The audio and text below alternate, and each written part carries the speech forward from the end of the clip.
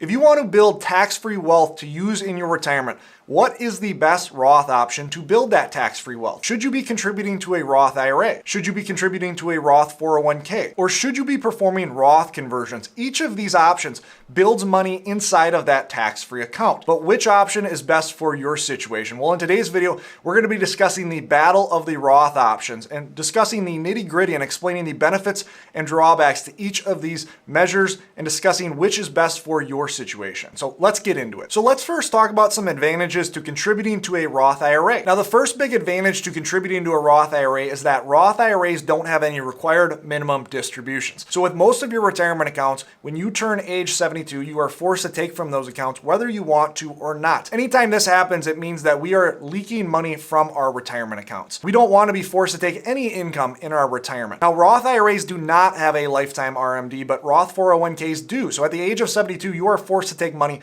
from those tax-free accounts. Now, this isn't as big of a deal in terms of a tax liability. After all, you're forced to take tax-free dollars from these given accounts.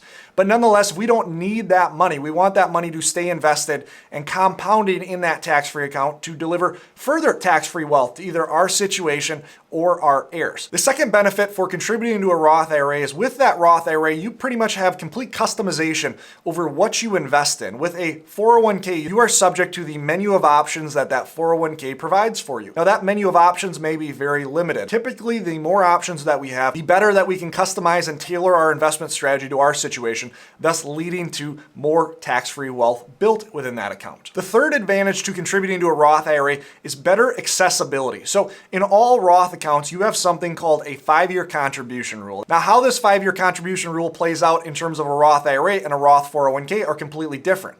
For instance, for this 5-year contribution rule, essentially this rule specifies that when you first make a contribution into that Roth IRA, it starts a 5-year clock. And you can't take any earnings from that Roth IRA penalty-free until that 5-year clock is done, and you have also reached age 59 and a half. With Roth IRAs, it doesn't matter how many Roth IRAs you have. That 5-year clock starts one time in your entire life. So if you have 5 Roth IRAs, the first contribution that you made to that first Roth IRA starts that 5-year clock. As compared to Roth 401ks, you have a separate Roth 401k clock for each Roth 401k that you have.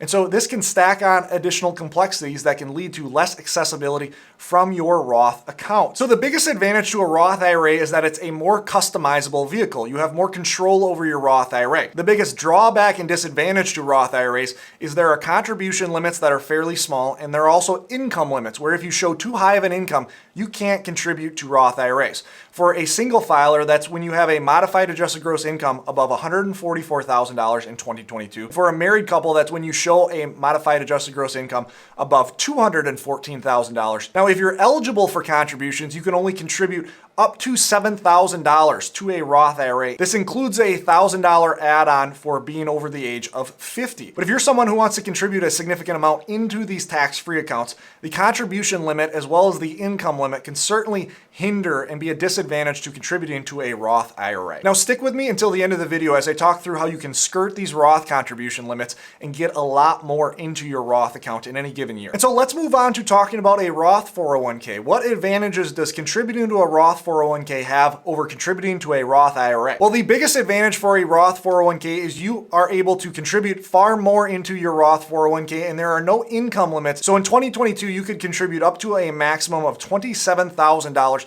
into your Roth 401k. This includes a $6,500 catch-up contribution for being over the age of 50. Essentially, you can contribute almost 4 times as much into your Roth 401k as you could into your Roth IRA. In addition to this, with contributing to a 401k, you may earn a match. Now, it's important to note that this matching contribution has to be saved into a traditional 401k and not a Roth 401k. But essentially, if you think about it, by contributing to a Roth 401k, you are already setting up your situation for some tax bucket diversification. You are essentially contributing to a Roth 401k, a tax-free account, and you're receiving some kind of match within a traditional 401k into a tax-deferred account. In terms of stretching a retirement contribution as far as possible, this matching contribution is hard to beat. It's also important to note that Roth 401ks have creditor protections due to ERISA rules. Now, for many investors, I often find that this is a very exaggerated benefit. After all, many of us never have the issue of needing creditor protection. However, for certain careers like a medical doctor who may suffer from a malpractice suit,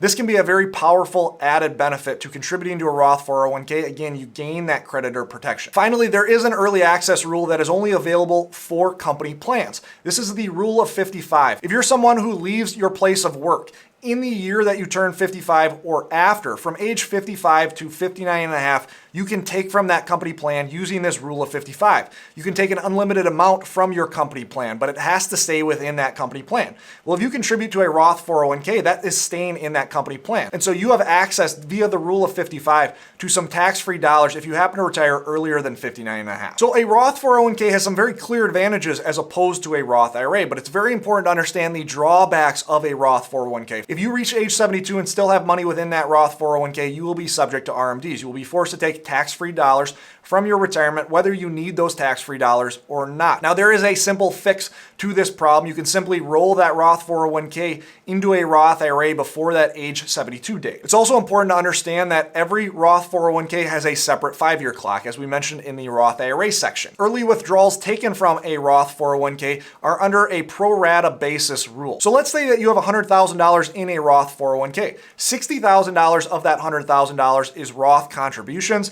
and $40,000 is earnings. It's growth from that Roth 401k. Well, if you were to take, let's say, $10,000 in early withdrawals from that Roth 401k, it would be done on a pro rata basis. So $6,000 of that would be contributions, that would be tax-free and penalty-free. $4,000 of that given withdrawal may have a penalty because you're taking earnings. Again, if it's an early withdrawal, you're taking those earnings before age 59 and a half. In general, Roth 401ks have more constraints, from investment options to withdrawals. Now, finally, let's discuss another way that you can contribute more to your Roth accounts: a Roth conversion. Now, in tax terms, a Roth conversion is not really a contribution, but at the end of the day, all a contribution does is get more money into your Roth account. Well, a Roth conversion gets more money into those Roth accounts in a slightly different way. Now, I often find that when people are thinking about contributing to a Roth account, they never consider a Roth conversion. And this really doesn't make sense because in terms of tax equivalency, a Roth conversion is oftentimes very similar to a Roth contribution. So if we think about this, if you're in the 22% tax bracket and you're willing to make a contribution, essentially what you're saying is, I am willing to contribute whatever dollars I'm trying to contribute into a Roth account. I am willing to pay taxes on that income at 22% and contribute that to my Roth IRA. Well, if we're willing to pay taxes on a contribution, by the same logic, shouldn't we be willing to pay 22% in taxes on a conversion?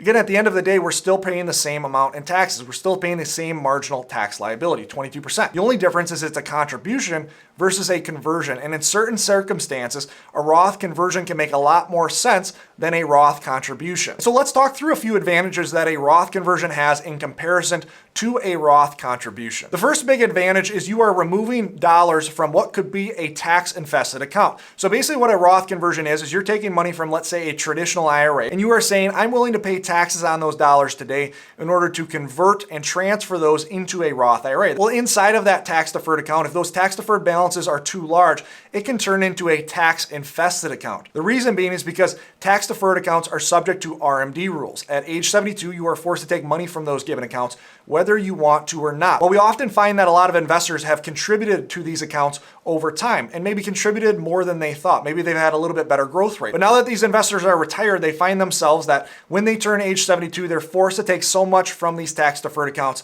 and have that be all taxable income in such a way that it forces them into additional tax brackets, that it forces them into additional tax hurdles, such as the Social Security tax torpedo, such as different Medicare premium increases. So with a Roth conversion, essentially what you're doing is you're removing money from that tax-infested account and you're transferring it to a tax-free account. Second, one of the biggest benefits specifically for retirees is with a Roth conversion, there are no income limits, there are no conversion limits, and you don't need to have earned income. Finally, this last benefit may be a benefit in circumstances, but maybe a drawback in other circumstances. When you convert into a Roth IRA, you start something called a 5-year conversion clock. This is different than the 5-year contribution clock.